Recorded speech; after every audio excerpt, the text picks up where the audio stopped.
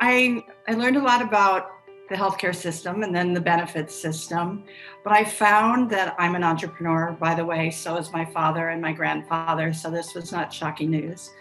But I found that I like working with entrepreneurs. So I would see in my job new companies that were going to do innovative, disruptive things that was going to improve healthcare, but they couldn't compete effectively with the big guys, with the establishment.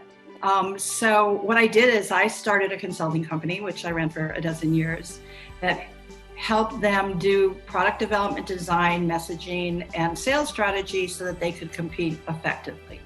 My husband was in the hospital. He had heart surgery, and he came home. He was, discharged, and he came home. And within a day and a half, he presented some things that I knew from my experience at the hospital were adverse drug reactions. So we rushed him back to the hospital. They admitted him to ICU.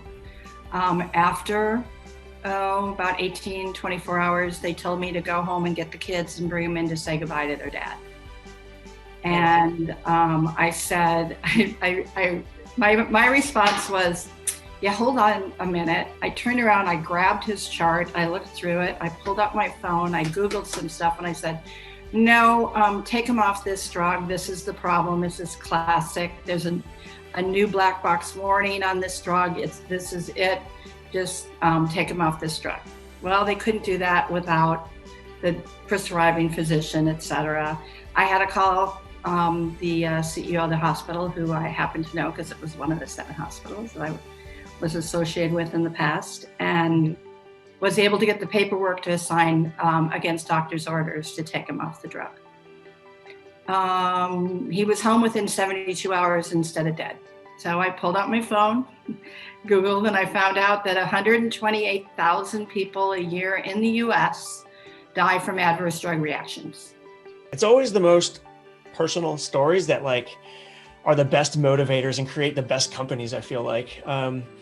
Because starting a company and growing a company is hard, but if you have a deep down good why, and you have 3 really fantastic whys of why you want to do this, that's a perfect reason to keep you going, right?